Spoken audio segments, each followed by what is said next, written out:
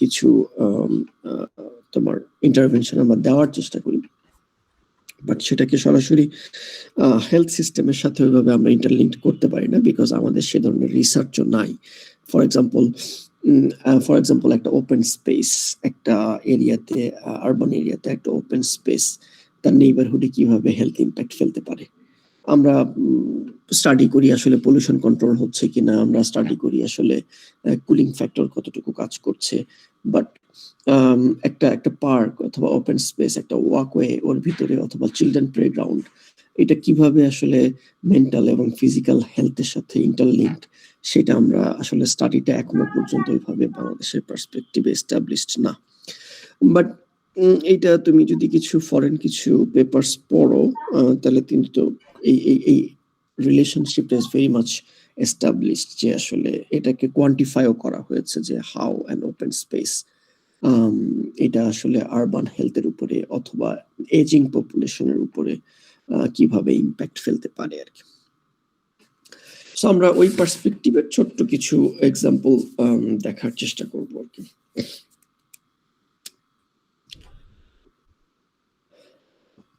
Okay.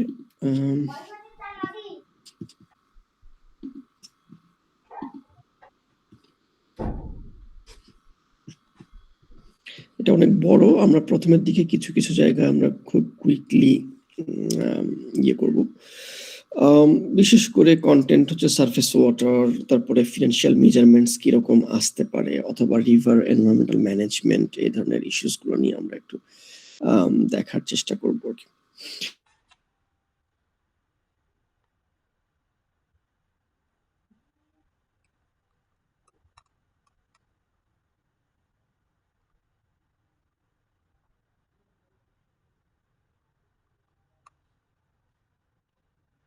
অথবা tannery যেসব এরিয়াগুলোতে, সাভার অথবা হাজারীবাগে দেখবো যে বুড়িগঙ্গা নদীর পানি অলমোস্ট মানে ব্ল্যাক।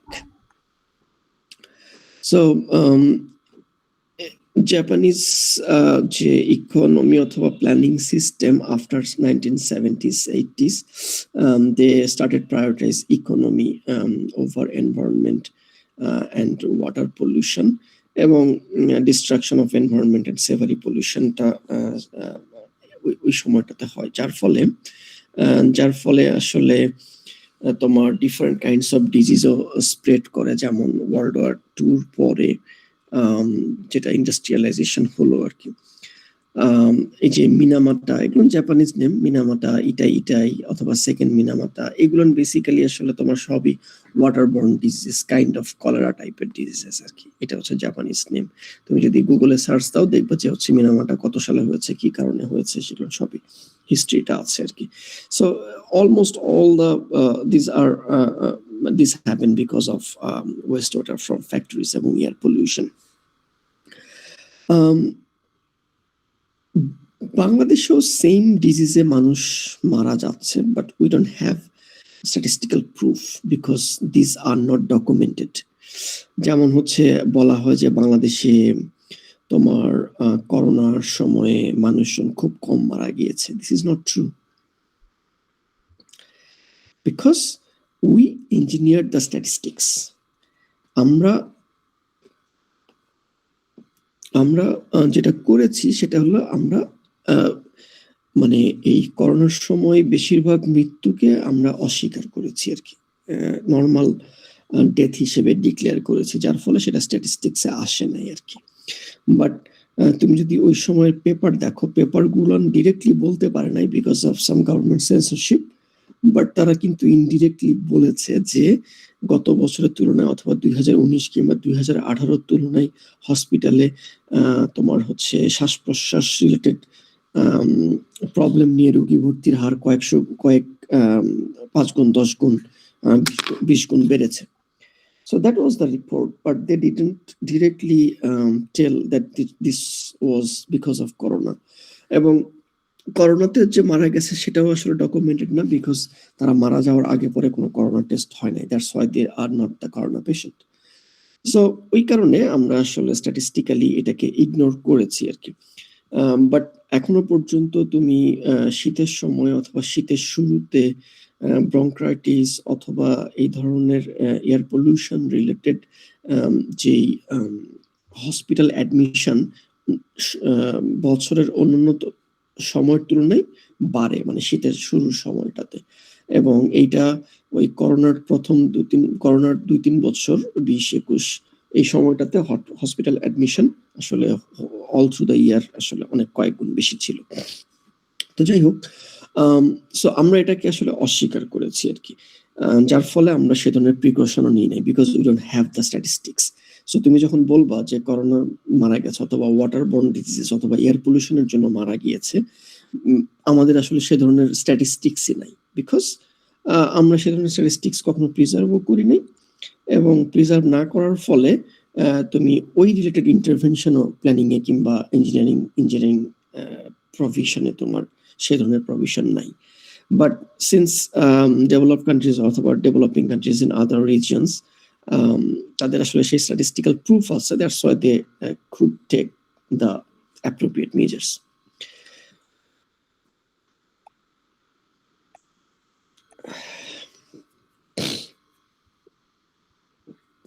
So 1950s থেকে তারা আসলে ওয়াটার রিলেটেড রেগুলেশনস মানে এস্টাবলিশ করা শুরু করে। বাংলাদেশে ওয়াটার রিলেটেড রেগুলেশনস শুরু হয় বেসিক্যালি 1990s এর পরে। 1995 এর যে এনভায়রনমেন্টাল অ্যাক্ট, এটার নাম কি, ওই অ্যাক্টের নাম জানো?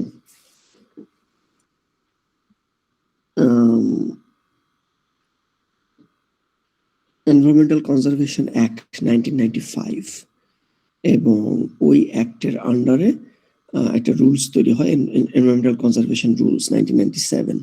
সো এখন যেসব ম্যাজিস্ট্রেট ফর এক্সাম্পল ইটভাটাকে জরিমানা করে, অথবা হচ্ছে রিভার পলিউশনের জন্য জরিমানা করে, অথবা এয়ার পলিউশনের জন্য জরিমানা করে, এগুলো সবই করে বেসিক্যালি এনভায়রনমেন্টাল অ্যাক্ট 1995 এর আন্ডারে।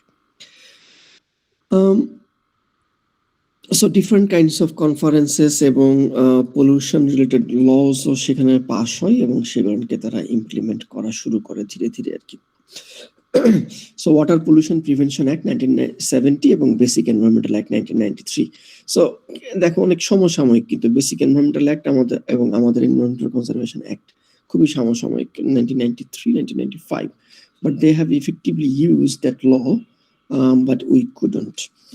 তোমাদের ভিতরে কতজনের সম্পর্কে ধারণা আছে বেসিক এনভায়রনমেন্টাল কনজারভেশন অ্যাক্ট 1995 নিয়ে? তোমাদের কোনো কোর্সে পড়ানো হয়েছে কিনা?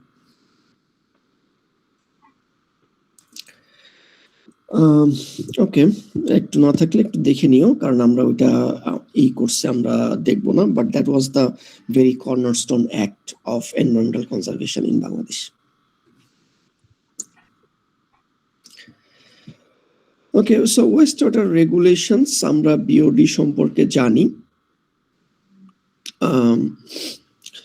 এটাতে আমরা ডিটেলস আর যাচ্ছি না। So BOD basically biological oxygen demand, এইটা তোমার ধরো হচ্ছে নর্মালি তোমার যেটা আসলে লেক অথবা রিভার ওয়াটার, আমাদের যে ইন্ডাস্ট্রি থেকে যে ডিসচার্জ হচ্ছে ওয়েস্ট ওয়াটার, বিভিন্ন কেমিক্যাল কিংবা আদার্স ট্রিটমেন্টের ফলে আমরা বিভিন্ন কেমিক্যালস ইউজ করি। এখানে বিওডি 200, 300, 400 পর্যন্ত থাকে, বাট নর্মাল এনভায়রনমেন্ট নিতে পারে তোমার বিওডি 30 পর্যন্ত।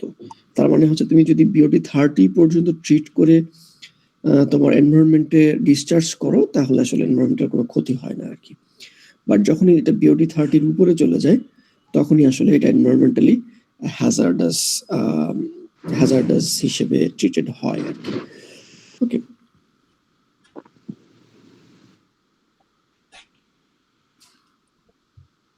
সো ওয়েস্ট ওয়াটার রেগুলেশনের জন্য তাদের আসলে কিছু পেস্টিসাইড কিংবা আদার্স যে কন্ট্রোল, সেটা তারা কন্ট্রোলিং মেকানিজম তারা প্রোভাইড করেছে। একই সাথে যেটা তারা করতে পেরেছে আমাদের আরবান প্ল্যানিং এর সাথে যেটা রিলেভেন্ট,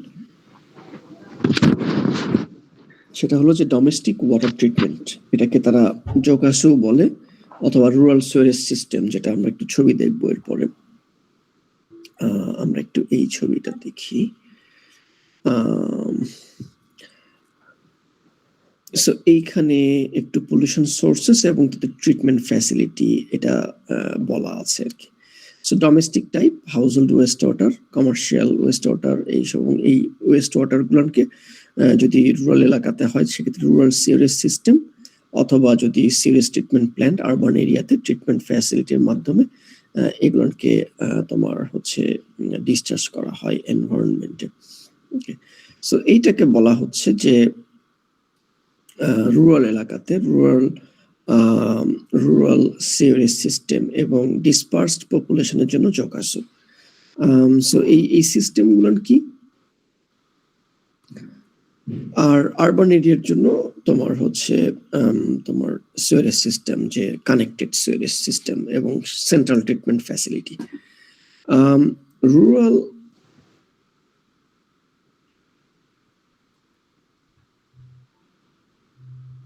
রুরাল এলাকাতে জোকাসো মিনস হচ্ছে তোমার একটা ডিসেন্ট্রালাইজড ট্রিটমেন্ট ফ্যাসিলিটি, যেটা বাংলাদেশেও কিছু কিছু জায়গাতে এটা ইমপ্লিমেন্টেশন হয়েছে, বিশেষ করে হচ্ছে টাঙ্গাইলে হয়েছে, তারপরে খুলনাতে হয়েছে, পাবনা কিংবা ওই রিজনে হয়েছে কিনা, বাট এই টেকনোলজিটা বাংলাদেশে ফার্স্ট নিয়ে আসে হচ্ছে water aid with the technical support from CSE, Center for Science and Environment, ইন্ডিয়ার একটা অর্গানাইজেশন। সো এটা কাইন্ড অফ হচ্ছে আমরা বলি যে kind of decentralised treatment facility, যেটা আসলে কাপল অফ চেম্বার্সের মাধ্যমে সিলট্রেশন হয়ে কিছু ন্যাচারাল প্রসেসে ট্রিটেড হয়ে নর্মাল কিছু ট্রিটমেন্ট ম্যাটেরিয়ালস তৈরি নেওয়া হয়, যেমন হচ্ছে তোমার ওই যে স্যান্ড, তারপরে হচ্ছে তোমার কোর্স চিপস, বিশেষ করে পাথর অথবা ইটের। এরপরে পানিটাকে ফ্লো করা হয় তোমার হচ্ছে একটা চেম্বারের মাধ্যমে, যেখানে হচ্ছে তোমার ওই যে কলাবতী গাছ, তোমরা দেখেছো কিনা?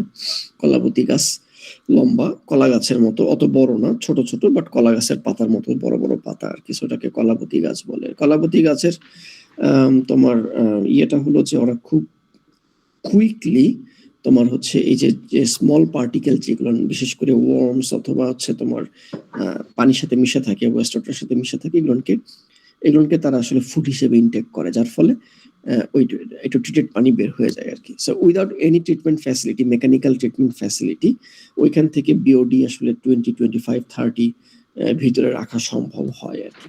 সো এটাকে very much decentralised treatment plant বলা হচ্ছে, যে তোমার হচ্ছে ডিসপার্সড এরিয়াতে একটা দুটা হাউসহোল্ড অথবা সিঙ্গেল হাউসহোল্ড অথবা মাল্টি স্টোরেড বিল্ডিং এর জন্য তোমার বেসমেন্টেই এটা করা possible within a very short space requirement. Rural Suarez system হচ্ছে যে কিছুটা কানেক্টেড, হাউসহোল্ড থেকে কানেকশন নিয়ে কম্পোস্টিং ফ্যাসিলিটি কিছুটা থাকবে, স্লাস যেটা, আর হচ্ছে তোমার স্লাসটাকে এখানে এগ্রিকালচারাল ফিল্ডে ইউজ করা যায়, এবং ট্রিটেড ওয়াটারটাকে তোমার হচ্ছে এগ্রিকালচার তোমার ওই যে ইরিগেশনের পারপাসে ইউজ করা হয়, এবং এরপরে সেটা যেহেতু ট্রিটেড সেটা তারপরে হচ্ছে তোমার রিভার সিস্টেমে চলে যাবে আর কি।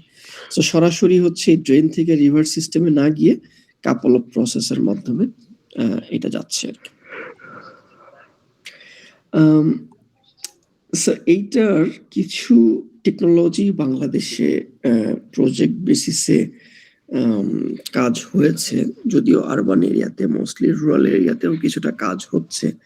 এই যে তোমার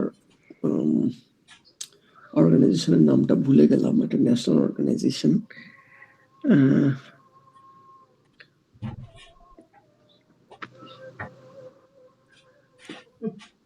নামটা ভুলে গেলাম।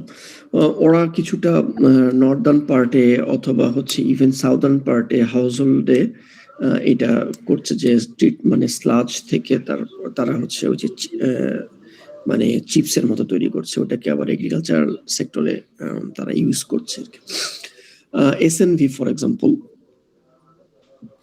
এসএনভি নেদারল্যান্ডস, এটা তারা খুলনাতে আছে। তারপরে প্র্যাকটিক্যাল অ্যাকশন একটা অর্গানাইজেশন, তারা তোমার ফরিদপুরে করেছে। ফরিদপুরে তাদের বড় একটা ল্যাব টাইপের ছিল, ট্রিটমেন্ট ফ্যাসিলিটি। ওইখান থেকে তারা স্লাসটাকে বিভিন্ন ট্রিটের মাধ্যমে, কেউ একজন মনে হয় মিউটেড নাই, একটু মিউটেড করে রাখো। But if you have any question, just ask me. So এটা তারা করেছে এবং এটা টাঙ্গাইলে করেছে, এটা খুলনাতেও কিছুটা হয়েছে, এসএনবি নেদারল্যান্ড টাঙ্গাইলে করেছে, টাঙ্গাইল না সরি ফরিদপুরে করেছে প্র্যাকটিক্যাল অ্যাকশন। আরো ছোট ছোট কিছু শহরে হয়েছে, যে যেটা আসলে তোমার ল্যান্ডফিল সাইটের একটা পার্ট হচ্ছে যে তোমার হিউম্যান এক্সক্রিটা ম্যানেজমেন্টের জন্য তারা ওইখানে তারা কিছু ট্রিটমেন্ট ফ্যাসিলিটি করে সলিড পার্টটাকে তারা আসলে এগ্রিকালচারাল, ওখানে কিছু আরো কিছু নিউট্রিয়েন্ট মিক্স করেছে, হাউসহোল্ড ওয়েস্টটাকে মিক্স করেছে, করে ওইটাকে আসলে তোমার এগ্রিকালচারে তোমার ফার্টিলাইজার হিসেবে ইউজ করেছে আর কি। So these are very segregated, decentralized, segregated approach, but this has been implemented very successfully in Japan. So তার মানে হচ্ছে যে আমি যখন আসলে রুরাল এলাকাতে কোনো সার্ভিসেস দিতে চাই, কিংবা আমি যখন আসলে ল্যান্ড পলিউশন অথবা রিভার পলিউশনের বিষয়ে ব্যবস্থা নিতে যাই, this could be an option, যে আমরা এইভাবে ইন্টিগ্রেটেড ওয়েতে চিন্তা করতে পারি কিনা, যে how we can provided that services into the rural areas. Urban এরিয়াতে ভেরি মাচ সেন্ট্রালাইজড, এবং আমরা নেক্সট যদি আসি ফিনান্সিয়াল রিসোর্সেস,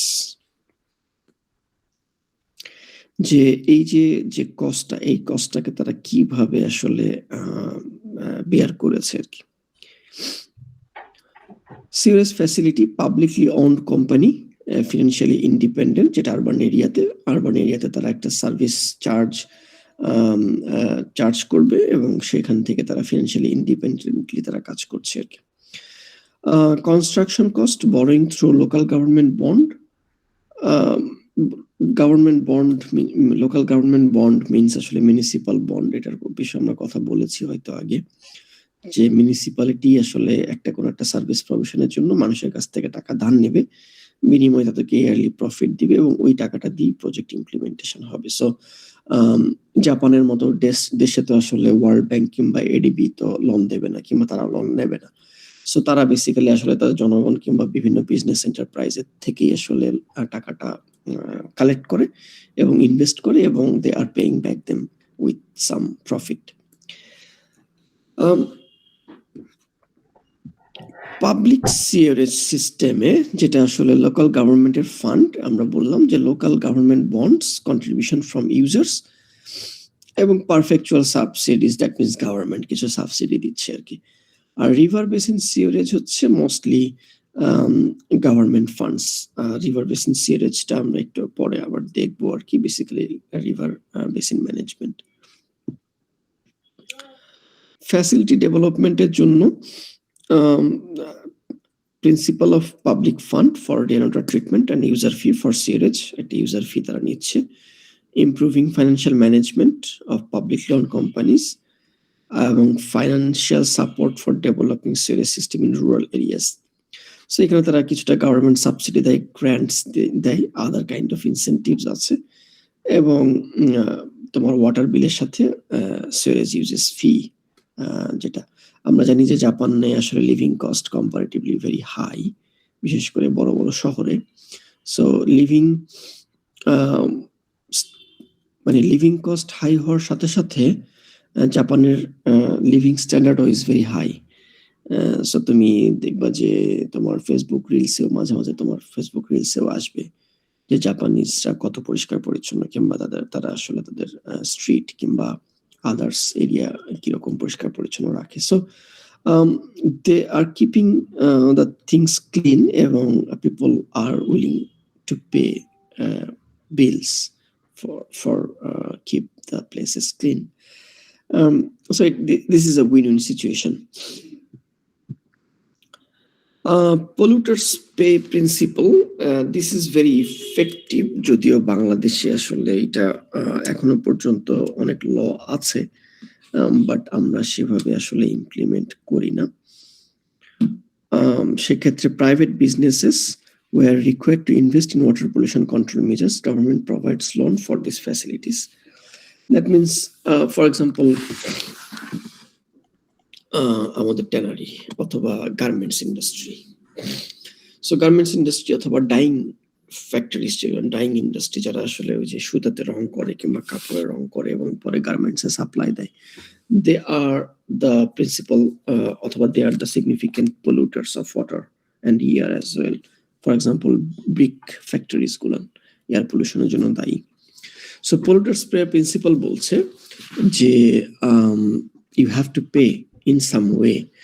কি হতে পারে যে তোমাকে আসলে তুমি যে প্রোডাক্টটা তৈরি করছো সেটা তোমার যদি পলিউশন এমিট হয়, সেক্ষেত্রে you have to have a pollution control mechanism, এবং you can seek for government loan, যে তুমি লোনটা পে ব্যাক করবা, বাট ইন রিটার্ন তুমি সেটাখানে ফর এক্সাম্পল এই যে বলা হয়েছিল যে অ্যাফ্লুয়েন্ট ট্রিটমেন্ট প্ল্যান্ট, গার্মেন্টস ইন্ডাস্ট্রিগুলো অ্যাফ্লুয়েন্ট ট্রিটমেন্ট প্ল্যান্ট তৈরি করবে, অথবা ট্যানারি ইন্ডাস্ট্রিকে বলা হয়েছিল যে তারা নিজেরা অ্যাফ্লুয়েন্ট ট্রিটমেন্ট প্ল্যান্ট করবে, বাট নাথিং হ্যাপেন্ড। গভর্নমেন্টেরও যে সাভারে যে রিলোকেট করা হয়েছে তোমার ইয়েটা ট্রিটমেন্ট ফ্যাসিলিটি, পরশু দিন 28 তারিখ মোস্ট প্রবাবলি, 28 তারিখে একজনের সাথে কথা হচ্ছিল। উনি বেসিক্যালি সিভিল ইঞ্জিনিয়ার, বুয়েট থেকে পাশ করা, অনেক বছর ধরে West water treatment, effluent treatment plant তৈরির কাজে জড়িত আর কি। তো উনি বলছিলেন যে সাভারে যে ট্রিটমেন্ট প্ল্যান করা হয়েছে that is very much kind of fake, so that didn't work. So ultimately আসলে very much untreated water are going into our river system.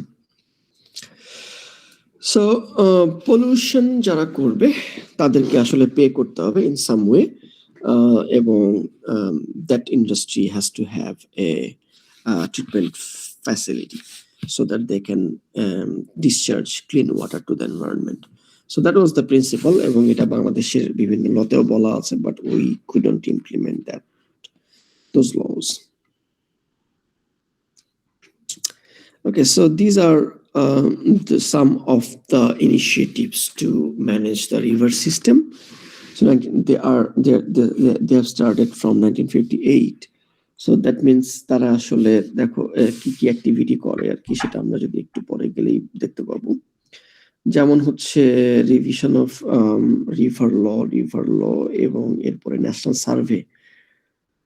They have a dashboard, একটা ওয়েবসাইট আছে রিভার এনভায়রনমেন্টাল ডেটাবেস। সো কোন river কোন সময়টাতে pH কিংবা water quality data কিরকম, everything is there. So আরেকটা তাদের হচ্ছে river environmental management plan, space management. For example, adjacent the river, what you can do or what people can do, or what people cannot do. That means development improvement zone. Development such as sports facilities and recreational facilities will be actively provided beside the river. এবং মানে facility utilisation zone, এরপরে nature zone, nature utilisation zone এবং natural preservation zone. Normally আমাদের ক্ষেত্রে এইখানে আমাদের কাজ করার অনেক সুযোগ আছে, যদিও আমরা সেভাবে এখানে খুব বেশি কন্ট্রিবিউট করতে পারি নাই। সো রিভার ম্যানেজমেন্ট অথবা ওয়াটার বডিজ, সারাউন্ডিং ওয়াটার বডিজে আসলে আমরা কি করতে পারি? So this is very simple, but we could not do that because we didn't think properly. কিরকম? আমাদের মাস্টার প্ল্যানে তুমি যদি হচ্ছে দেখো, আমাদের তো মাস্টার প্ল্যানই তো ধরো kind of bible for a planner অথবা একটা ডেভেলপমেন্ট অর্গানাইজেশনের জন্য। সো তার মানে হচ্ছে আমাদের master plan is the highest level of plan, তাই তো?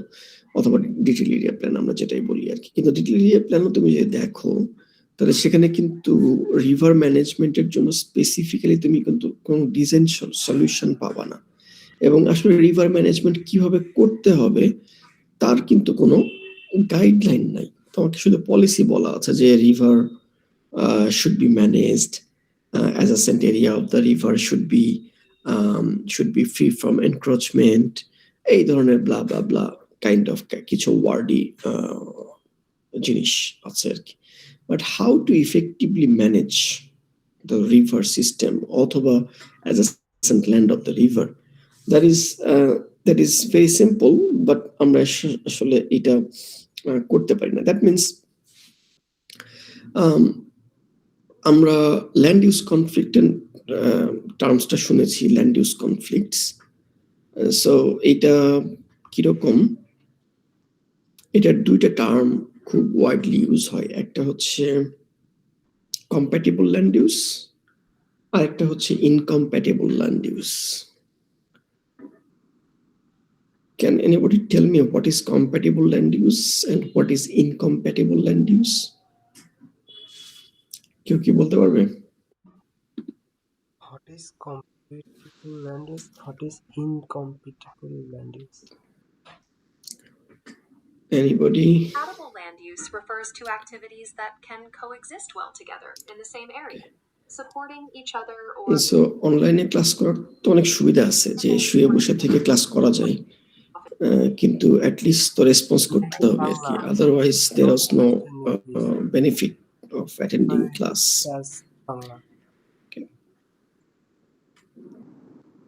সামঞ্জস্যপূর্ণ ভূমি ব্যবহার হলো এমন কার্যকলাপ স্যার হচ্ছে ল্যান্ড ইউজ কনফ্লিক্টটা পড়েছি, তবে ইনকম্প্যাটিবল আর ইনকম্প্যাটিবল এটা সম্পর্কে তেমন নলেজ নাই স্যার। ওকে, compatible land use হচ্ছে এটা আসলে প্ল্যানারদের, তুমি যখন আসলে ল্যান্ড ইউজ প্ল্যান করবা, মাস্টার প্ল্যান করবা, তখন এটা খুবই জরুরি জানা এবং ওইভাবে কাজ করা। কারণ আদারওয়াইজ তোমাকে আসলে তুমি যখন টিএমসিতে টেকনিক্যাল কমিটিতে যাবা, তোমার প্ল্যানটাকে মানে তোমার প্রেজেন্ট করবা, তখন বিভিন্নভাবে তুমি ক্রিটিসাইজ হইতে পারো। তার ওয়ান অফ দ্য রিজন তুমি ক্রিটিসাইজ হইতে পারো সেটা হলো যে এইটা মানে কম্প্যাটেবল এবং ইনকম্প্যাটেবলের ভিতরে ডিফারেন্সিয়েট না করতে পারা। কিরকম, যে ধরো তুমি একটা স্কুল প্রোভাইড করলা, একটা স্কুল জোন দিলা মাস্টার প্ল্যানে, তো স্কুল জোন তো ইনফিনিট না, স্কুল জোন ধরো 5 একর, এরপরে তো জায়গা আছে তাই না, এরপরে জায়গাগুলোতে কি ধরনের তুমি ল্যান্ড ইউজ প্রপোজ করবা? That is the tricky question. So ওইখান থেকেই আসলে কম্প্যাটিবল এবং ইনকম্প্যাটিবলের তোমার আইডিয়াটা জেনারেট হয় আর কি। সো কম্প্যাটিবল ল্যান্ড ইউজ বলতে আমরা ওইটাকেই বুঝি যেখানে 2 বা ততোধিক ধরনের ল্যান্ড ইউজ একটা আরেকটাকে সাপ্লিমেন্ট করে আর কি, একটা আরেকটার জন্য প্রবলেম ক্রিয়েট করে না, সোজা বাংলায় বলতে গেলে আর কি। ফর এক্সাম্পল, তুমি স্কুল দিয়েছো, স্কুলের একটা মাঠ দিয়েছো, স্কুলের প্লে ফিল্ড সবকিছুই আছে, এরপরে তুমি দিয়ে দিলা যে একটা বড় হাইওয়ে অথবা একটা হসপিটাল, বড় হসপিটাল, সেন্ট্রাল হসপিটাল শহরের, পাবনা শহরের সব থেকে বড় হসপিটাল, অথবা তুমি একটা দিয়ে দিলা ধরো হচ্ছে bus stand. So this two land use become very much incompatible. Incompatible কি কারণে? যে তুমি যখন বাস স্ট্যান্ড দিবা স্কুলের পাশে, it will create transport chaos. এটা আসলে বাচ্চাদের জন্য সেফ না। হাইওয়ে দিবা, বাচ্চাদের জন্য সেফ না। তার মানে হচ্ছে তোমার হাই স্পিডিং ভেহিকল চলবে আর কি। অথবা তুমি আসলে হসপিটাল দিবা, germs can spread to the school premises as well. যদি ওখানে এইজড পপুলেশনের জন্য কেয়ার করা হয়, যেগুলো আসলে তোমার ইজিলি কমিউনিকেবল ডিজিজেস গুলো সেগুলো স্প্রেড করতে পারে। তো যার ফলে তোমার এটা এই these two land uses are very much incompatible. So যার ফলে কিছু কিছু ল্যান্ড ইউজেস আছে যেটা একসাথে হয় না কখনো, যেমন হসপিটাল, বড় হসপিটাল প্লাস হচ্ছে তোমার স্কুল, বাস স্ট্যান্ড, এগুলো হচ্ছে ইনকম্প্যাটিবল। কম্প্যাটিবল হচ্ছে তার মানে তার অপোজিট, তার মানে একটা আরেকটাকে কমপ্লিমেন্ট করবে আর কি। কিরকম, যে ফর এক্সাম্পল তুমি স্কুল দিলা, স্কুলের পাশে তুমি একটা লাইব্রেরি দিতে পারো, সো অথবা স্কুলের পাশে তুমি একটা আর কি দিতে পারো, রেসিডেন্সিয়াল জোনও থাকতে পারে। স্কুলের পাশে তোমার হচ্ছে কিছু প্লে ফিল্ড থাকতে পারে বড়, অনেক বড় প্লে ফিল্ড, যেটাতে ধরো হচ্ছে ক্রিকেট খেলা হবে অথবা অন্য কোনো, মানে স্টেডিয়াম না, kind of play field, community gathering এর জন্য আর কি। সো একটা ল্যান্ড ইউজ আরেকটা ল্যান্ড ইউজকে কম্প্যাটিবল হবে আর কি, যে একটার জন্য কনফ্লিক্টিং নয়েজ ক্রিয়েট করবে না। সো এই কারণে রিভার ম্যানেজমেন্ট আমরা যখন আসলে বলি যে শহরে ওয়াটার বডিজ প্রিজার্ভ করতে হবে, বাট হাউ টু প্রিজার্ভ? তুমি আসলে আমাদের ল্যান্ড যে পরিমাণ স্কেয়ার্স ল্যান্ড, সেখানে তুমি জাস্ট সিম্পলি তো পুকুরটাকে ফেলায় রাখলে সেখান থেকে কোনো ইকোনমিক রিটার্ন আসবে না, এবং আলটিমেটলি ওই মানে পন্ড ওনার তো বছরের পর বছর ধরে এটা ফেলে রাখবে না, বিকজ শহরে ল্যান্ডের দাম বেড়ে যাচ্ছে। So you have to provide some sort of economic activity there. Economic activity, but very much compatible with the water bodies land use.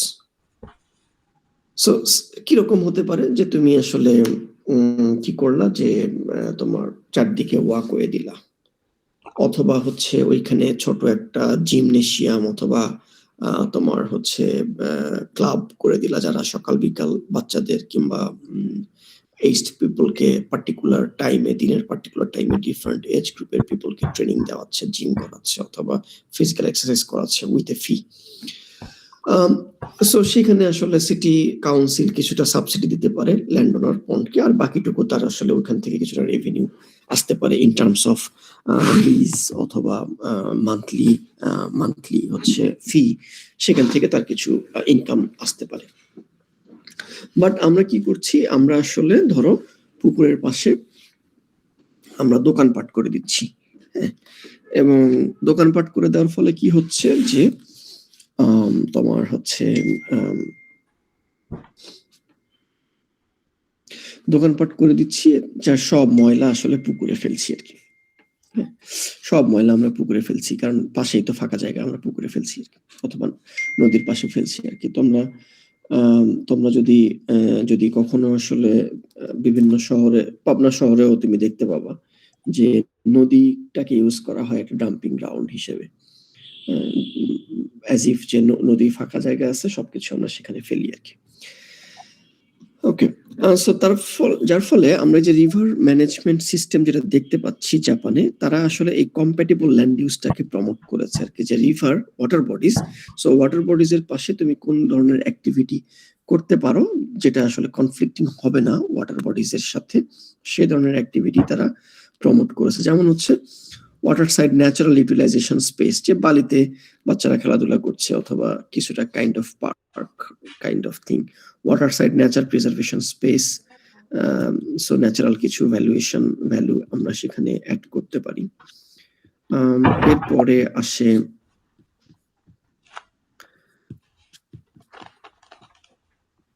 আমরা যদি একটু ইয়েতে যাই,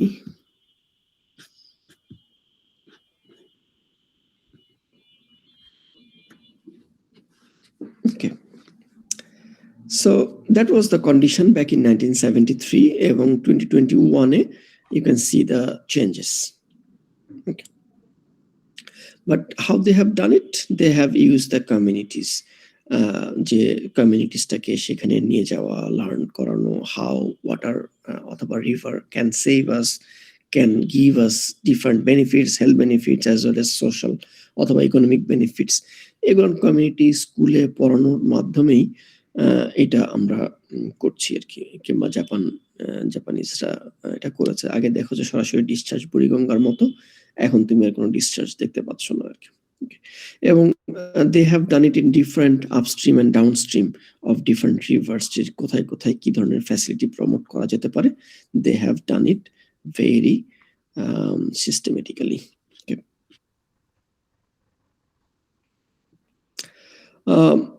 Nature friendly river initiatives, তারপরে হচ্ছে তোমার nature friendly materials that blend with surroundings, যেমন এটা ধরো তোমার erosion control এর জন্য ইউজ করা হয়েছে আরকি। সো আমরা আসলে প্রচুর ব্লক ফেলছি, still we couldn't fight against the erosion. But they have used the very indigenous technologies এবং আমাদের দেশেও indigenous technology অনেক কিছুই আছে, but we are going for very much engineering solution and that are adversely impacting our nature. So they are very much using traditional construction where possible, মানে যেখানে possible সেখানে they are using traditional methods, but engineering solution তারাও use করেছে আর কি। আরো কিছু example আছে, সেখানে তোমরা দেখতে পাবে আর কি। Traditional construction method, that means হচ্ছে riparian forest, flood control অথবা flow control এর জন্য যে পানিটা আসলে এতদূর পর্যন্ত কখনোই আসবে না যদি তুমি আসলে এরকম গাছ তুমি হচ্ছে লোয়ার লেভেলে দিতে পারো আর কি। এবং different kinds of construction methods. Green infrastructure আমরা কথাই বলি কিংবা পলিসিতে আমাদের আছে, but we are not using properly যে green infrastructure. So রিভারটা আগে যে পরিমাণ ছোট ছিল সেটাকে তারা এখন ম্যানেজ করতে পেরেছে আর কি। Okay, so through green corridor, green infrastructure. Okay. Ecological survey with children's. So incorporating children অথবা যেমন ইউকেতে এবং কানাডাতে কিছু সিটি প্ল্যানই তৈরি করা হয়েছে চিলড্রেনদের মাধ্যমে। চিলড্রেনরা how the children wants to see their cities, তার উপরে বেস করে আসলে কিছু শহরের প্ল্যানই করা হয়েছে এবং that plan was adopted by the city council.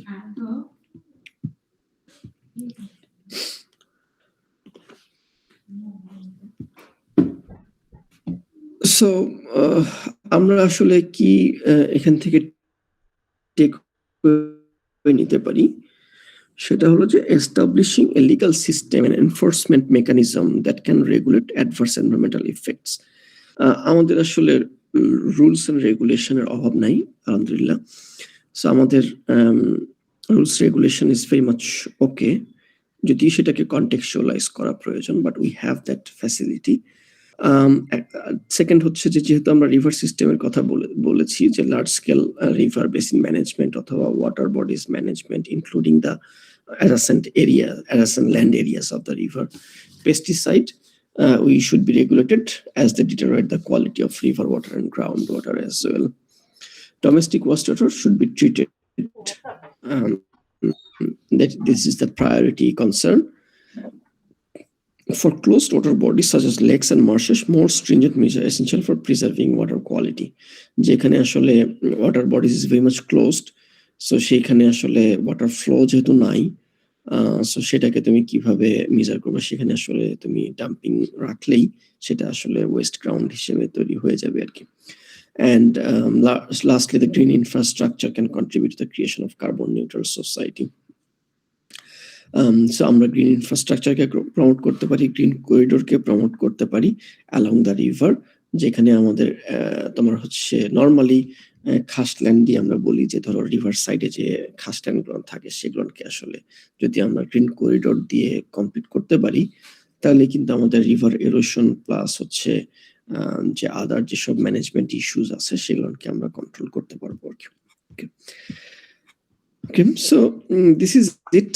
আমরা মোটামুটি রিভার কিংবা ওয়াটার বডিজকেই প্রায়োরিটি দিয়ে দেখার চেষ্টা করেছি যে ওয়াটার বডিজ কিংবা রিভার রিলেটেড ইস্যুস গুলোকেও কিভাবে সাথে ল্যান্ড ম্যানেজমেন্ট অথবা ল্যান্ড অ্যাডমিনিস্ট্রেশনের সাথে লিঙ্ক আপ করে আমরা প্ল্যানিং এ যেতে পারি আর কি। ওকে, সো তোমাদের কোনো কোশ্চেন আছে কিনা, আমরা এখানেই শেষ করছি। সো তোমাদের কোনো কোশ্চেনস থাকলে আমরা সেটা ডিসকাস করতে পারি। স্যার হচ্ছে এই ওয়াটার রিসোর্স বা হচ্ছে এই যে এখান থেকে মানে এই শীট থেকে কেমন টাইপের প্রশ্ন হতে পারে স্যার? ওকে, কোশ্চেন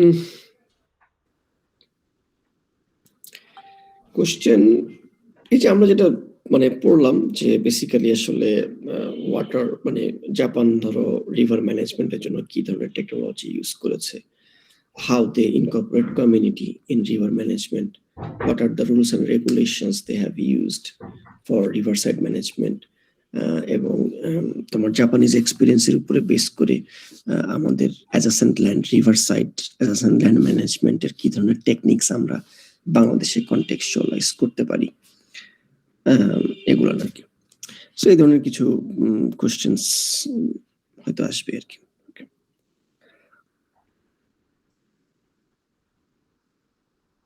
ওকে, আর কোনো কোশ্চেন?